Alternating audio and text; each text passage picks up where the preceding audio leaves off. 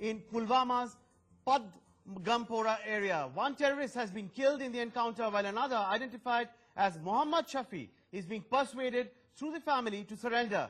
The killed terrorist has been identified as Jahangir Ahmed. Authorities have suspended train services from Banihal to Srinagar as one of the railway stations is near the encounter site. So big breaking news there coming in from Jammu and Kashmir, where this encounter is presently on. So that the visuals playing out on your screen telling you as to what happened in Jammu and Kashmir earlier. So let's quickly get in a word from our colleague Arish Bilal, who joins us over the phone line. Arish, over to you. What more details can you add? Well, we are told that one of the militants, who is a local resident, has been neutralized so far, and the security forces are trying to make the another guy, who too is a local resident, to surrender. We are told that the police and the security forces have contacted the family of the second militant, who is fighting there in the Padgampora village of Avantipur, and they are trying to convince this local militant to lay down his arms. We have seen such surrenders happening in Sopore, where at least 2 militants laid down their arms. So there has been a shift in the policy for the local militants. The state police is trying to give them a second chance, and this after the direction came from none other than the Chief Minister Mehbooba Mufti herself. So the update from the Padgampora is that one militant has been neutralized, and the security forces are trying to make the another one to lay down his arms. Well, that's right. In fact, Arish, just take us through how's the encounter really now panning out? What is the deployment of security forces over there? What more details can you share? Well, in fact, the encounter started early in the morning at about 4 a.m.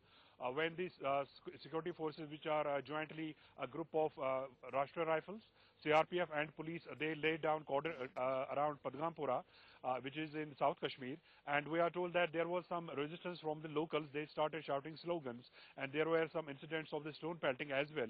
But the law and order was brought immediately under control, and the encounter ensued, in which we are told that the one militant has been neutralized so far. Another is still firing from the other side, but the security forces are trying to get him alive, because, as I pointed out, there has been a shift in the policy regarding the local militants. The security forces are trying to give them a second chance, but if they do not relent, we may think that the second. Radish, any details about who these militants really are? Because we believe, as you have been reporting, that one of them has been neutralized already, and the forces are trying to ensure that the other person can actually be caught as soon as possible. But who are these militants? From where have they sneaked in? Any cross-border imprints that are coming to the fore? No, they have not come from the across the border. They are the local militants. Remember, there has been a spurt in militancy-related incidents in South Kashmir, and we are told officially that about 60 local youth have joined the militant ranks after the Burhan Wani killing. So these are local militants who are trapped in a residential house in Padgampora, and one of them has already been neutralized. He is a local resident, we have been told by the official sources, and another guy who is still alive and is engaged in a gunfight with the security forces. He too is a local resident, and as I said, the police is trying to give him a second chance and convince him to lay down his arms, and for this his family has been brought into service. His family too is trying to convince him to lay down his arms. So both the local militants engaged in an encounter in Padgampora are local militants, have been trained locally and are believed to be associated with Hizbul Mujahideen outfit. Well, Arish, request you to stay on with us, because we are now joined by Mr. M.M. Khajuria, former DGP of Jammu and Kashmir. Sir, how do you see this encounter panning out? Yet another encounter now. One terrorist has already been neutralized, and what we are getting to hear that he's a local homegrown terrorist.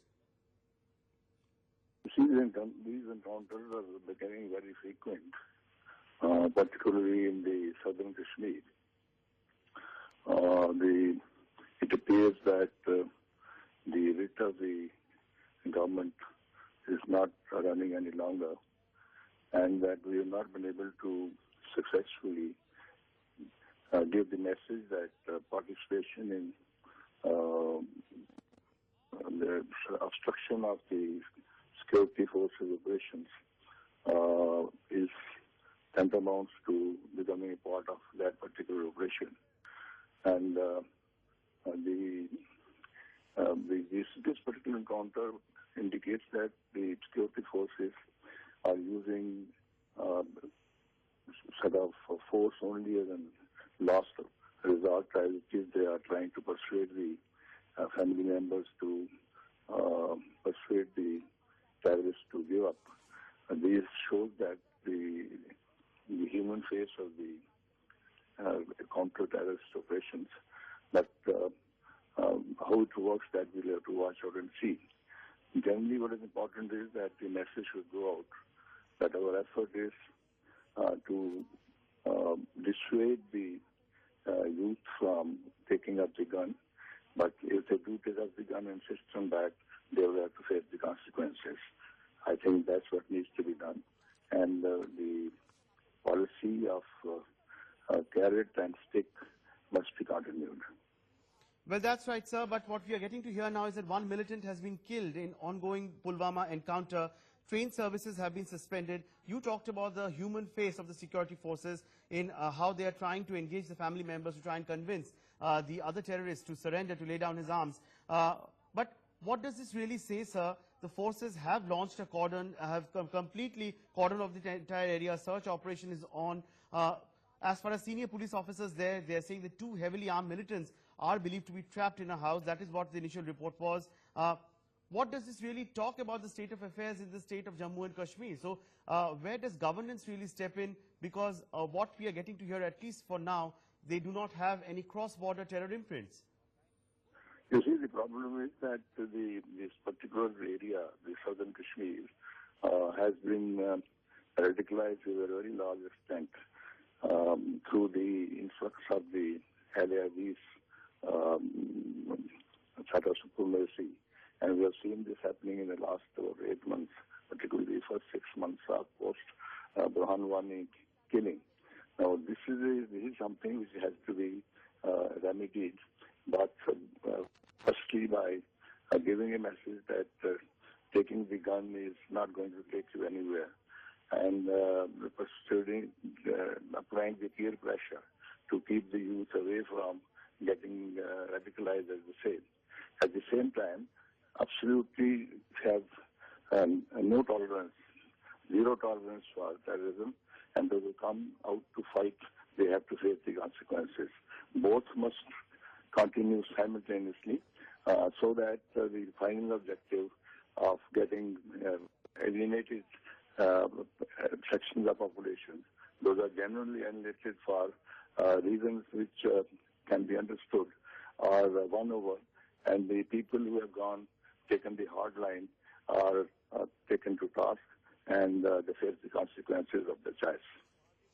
Sir, even as we speak, we are getting reports that gunshots are being heard in Pulwama, and as the Army and the Special Operations Group of Avantipura have cordoned off the area, there could be more than one terrorist who could be actually holed up over there. How difficult a terrain is that? You were talking about the terrain, about the geography of the area, sir. So for the security forces, is this a new challenge now? Yeah, but the topography of the area is not sort of new to the security forces. They have understanding of the topography and the implications of the encounter, and I'm sure they have their plans ready to deal with whatever the tricks the terrorists try to play. We ultimately overcome them. There should be absolutely no doubt about that. And that's the message should go, that if you challenge, your challenge will be respected, and things will be taken to a logical conclusion. Right, sir. Thank you so much for speaking with us. But we are now also joined by Colonel Danveer Singh, security expert. Sir, just what are your thoughts on the way the operation is being carried out? We see kind of a human face of the counter-terror group, which is engaging in a dialogue with the family, and the family is urging the terrorists to lay down arms and surrender. In fact, I would say that this is a very old standard practice which was being followed earlier during the era of very high intensity counterinsurgency operation, that is from 1999 to 2003. Unfortunately, somewhere down the line, this aspect was relegated. I'm very happy to see it coming back again, and this is what is required, especially while dealing with the local militants, the Kashmiri militants. When you are dealing with, this is the approach. This was the approach earlier, and that is how the security forces were very highly successful then. And now also we require to get back onto this original, the military way of handling things. And as far as the Pakistani terrorists are concerned, they should be dealt with firmly, and there is no question as far as their surrender and those issues are concerned. But human face is very much required as far as Indian militants, Kashmiri militants are concerned. I think it's a very good move. So, sir, as you are saying, that this was an old practice which has now been revived once again. What we are getting to hear also, that if we could just put this in perspective, this is the second major terror encounter in the area in the last 4 days. In fact, last week, top Hizbul Mujahideen militant Aqib Maulvi was killed along with a Pakistan-based Jaish-e-Mohammed militant Osama in Tral area of Pulwama district. So, keeping that in perspective, sir, how significant is today's operation? Are these local militants, is it too early to say that they do not have any cross-border links? No, this is not what I meant to say. They are definitely having cross-border links, and without those cross-border links and without the management and organization from cross-border, these things do not happen. They are well armed, they are radicalized, they are well motivated. So that aspect as far as across the border handling is concerned is absolutely there. But what you mentioned earlier, the human face, the local factor, what we saw when it came to Burhan Wani and other local militants, once they die, the number of people who get together for namaz-e-janaza. So those are the aspects that fuel further fantasy and motivation. So when you show a human face, you are basically countering those elements as well, who promote it from that aspect. So there are two different aspects. The cross-border link and association is definitely there. You cannot say no, negate it. There is no question of negating it. But at the same time, there are local factors. The human face will do very good to the forces. Sir, request you to stay on with us because we are also joined in by retired Colonel Jaybant Singh. Sir, your thoughts on this encounter which is presently on. A fierce gun battle is underway in Pulwama, and this is the second major activity that we are seeing where one terrorist has already been gunned down. This is the second such terror activity in the last 4 days. Yes, what I feel is that the first point to flag is the fact that the security forces are functioning on very specific information, intelligence inputs which are being provided to them, and I certainly feel that these inputs are coming through local channels. So therefore, there is a nice bond between the locals and the security forces, wherein the locals also want this terrorism to finish off in their areas. So that is the first point. That is why there are so many encounters happening one after the other, because there is information and specific operations are being carried out. Secondly, the security forces have not got cowed down by the militant, the strategy of the terror mongers across the border of getting the civilians to stone pelt them and things like that. What has happened is that they have found a counter to those tactics which have been started by the terror strategists by having an outer cordon of the CRPF and the police, and it is giving us good results. Thirdly is the human angle that you're talking about. The human angle has always been there. It is the policy of the security forces and the government to ensure that all the local militants who are coming into these cordons are given a chance to surrender. And their family members are called in to tell them to do so. There have been certain cases when the surrenders have been effective, but most of the time on fear of humiliation and things like that, it does not happen. But I am very hopeful that this time if there is a terrorist inside, a local terrorist, he will listen to good reason and surrender himself. Well, that's right, sir. Thank you so much for joining us here on the broadcast. But let me also go back to my colleague Arish Bilal, who's tracking the developments from Jammu and Kashmir. Arish, over to you. What more details can you share at this point in time? Is the encounter still on?